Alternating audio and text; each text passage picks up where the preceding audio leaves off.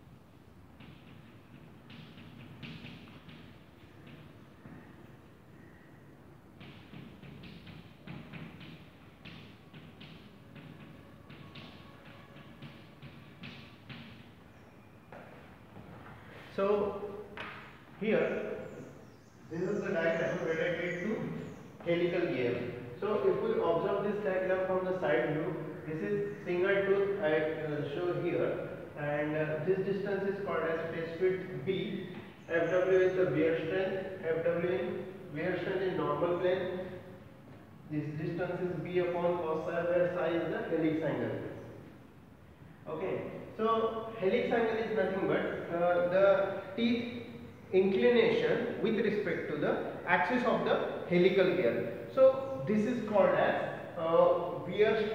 this is called as helix angle psi. What is meant by wear strength? Wear strength is again tangential force acting on the helical gear before wear failure. Wear failure is also called as fitting failure. So we already see that there are two different criteria of failure in case of gears. First is beam strength, that is bending failure. Bending failure is related to beam strength. And second type of failure in case of gear is wear failure. And so this second criteria is related to wear strength calculation. Okay, we already see the beam strength calculation, that is step 1 we discussed, and this is about wear strength. So this formula is related to wear strength calculation, that is Fw is equal to dP into B into Q into K upon cos square psi. So where dP is called as pitch circle diameter of helical gear, B is called as face width, Q is called as ratio factor. That ratio factor depends on whether the gears are internally connected or it is externally connected. Depending on that, this Q value changes.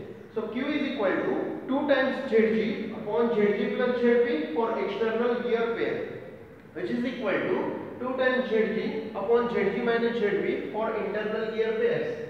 Only minus and plus sign difference is there. If plus sign is there in denominator, it is external gear pair. If minus sign is in denominator, it is internal gear pair. After that, the next term is K. K is called as load stress factor. That load stress factor depends on materials.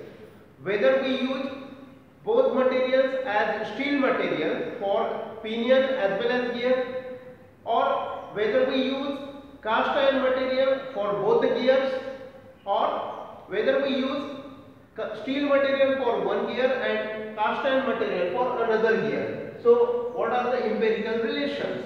Empirical relations for both material steel becomes K is equal to 0.16 into BHN upon 100 bracket square.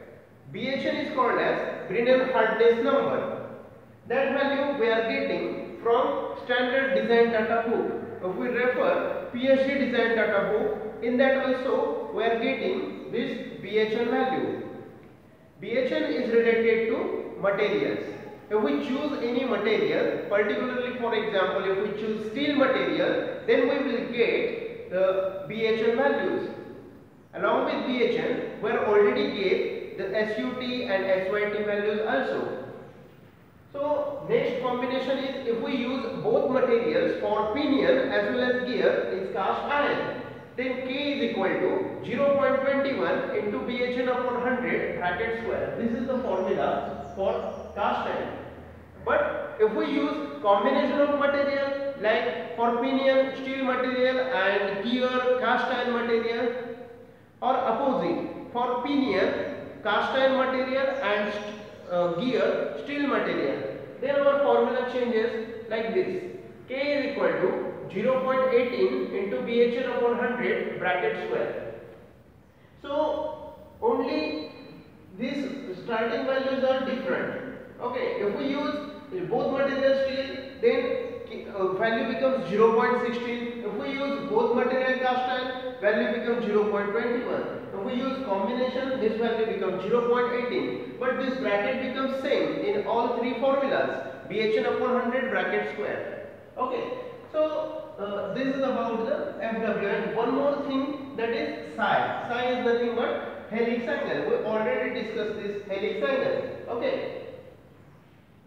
And what is about this pitch circle diameter? Whether pinion is bigger or gear is bigger in case of beam strain calculation, that is different step. This is different step. So whether gear is bigger in bending or pinion is bigger in bending, according to that we will substitute in FB relation. If pinion is bigger, for calculating that we calculate sigma into y for pinion and sigma into y for gear and find out the answer. In terms of module we get the answer, and we check which value is less, that gear is important for calculating the beam strength values.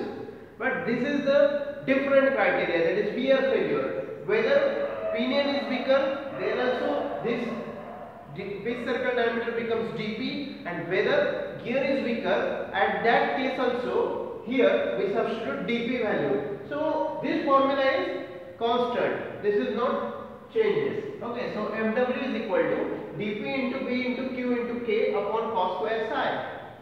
After that we are getting this value in terms of module square. Okay, for example, if we get in first step, if we get the value of Fb is equal to 100 module square, and in this step if we get the value Fw is equal to 110 mm square. Compare this, Fb is less than Fw, for example. So 100 mm square and here 110 mm square. So 100 is less value, so 100 mm square is less than 110 mm square. So in this case Fw is less, Fb is less than Fw. So choose this Fb values, and for this Fb or for bending criteria we will design the next step. Okay, for effective load calculation we focus mainly on bending failure. So this is the next step. So up to here we see we already see the Fb calculation and Fw calculation. Now let's see the next, that is effective load calculation. So effective load calculation is of two different types, or two different equations are available for calculating effective load. First equation is related to preliminary estimation method and second is related to precise estimation method. We'll see here.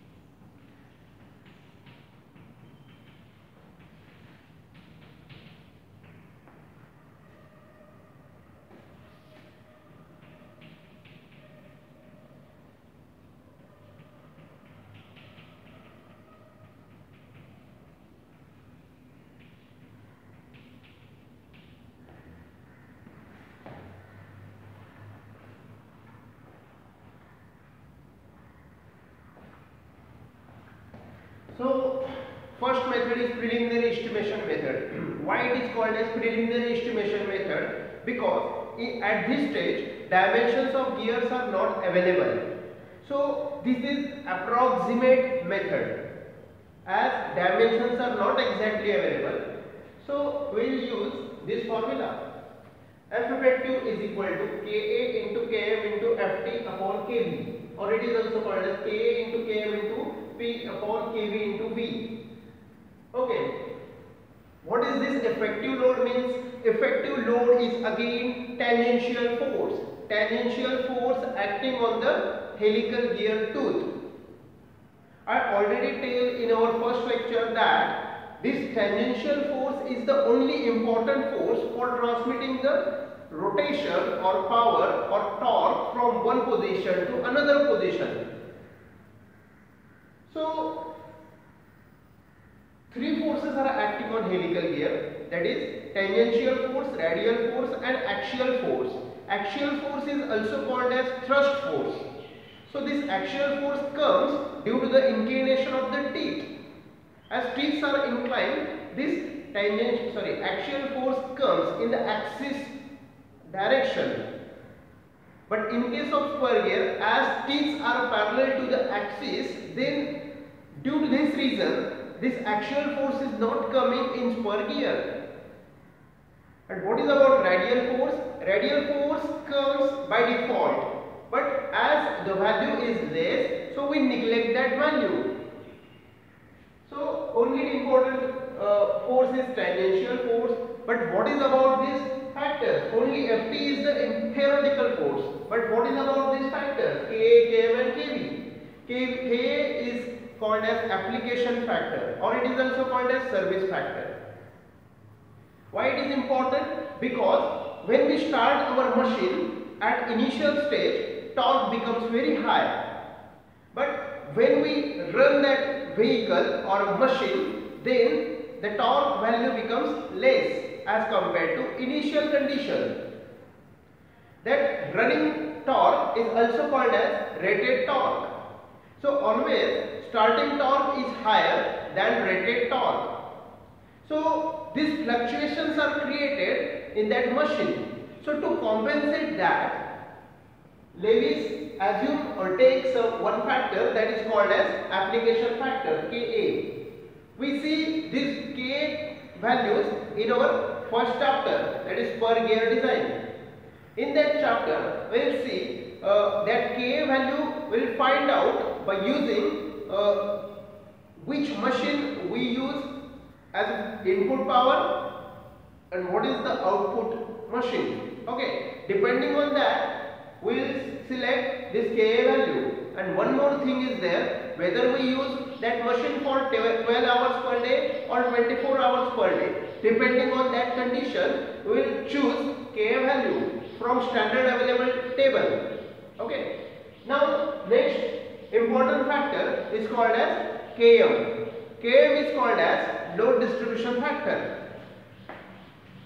In case of spur gear, again this term we see there. The tangential force, this Lewis assumed that tangential force is uniformly distributed throughout this teeth. But in actual condition, this tangential force acts maximum at particular location. Okay, because due to some errors, due to inaccurate manufacturing, this tangential force is not exactly uniformly distributed. So it is maximum at some location, it is less at another location. So this tangential force is not uniformly distributed. So to consider that uniformly distribution load, we will take this factor Km, that is load distribution factor, for adjusting that value. What is this Kv? Kv is nothing but dynamic load. As the dimensions are not exactly known, so it is very difficult to calculate exact dynamic load which is acting on the gear. So how that Kv value we are getting? This Kv values or these equations are developed by the scientist named as Barth. So this Kv is also called as Barth factor. Along with this velocity factor, one more name is there, that is Barth factor. What that Barth factor gives us? Barth factor gives us equations according to the gear grade. We see that 12 gear grades are available. If the gear grade value is less, so that is very accurate gear or ultra accurate gear. If the gear grade is greater number, then we called it as less accurate gear. Okay. So according to that gear grade, we will get the kV value or kV equation for calculating the kV. Okay. Now that bar factor or kV factor again depends on the manufacturing process. Which manufacturing process will you use? According to that also that kV value varies.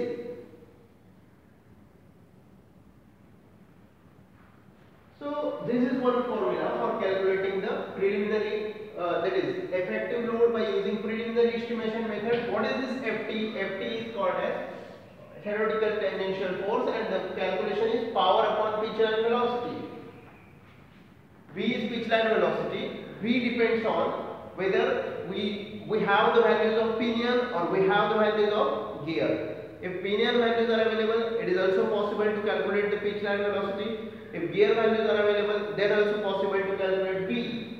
After calculating V and P, you substitute here, you select K, you select KM, you calculate KV, substitute here. You get the F effective values.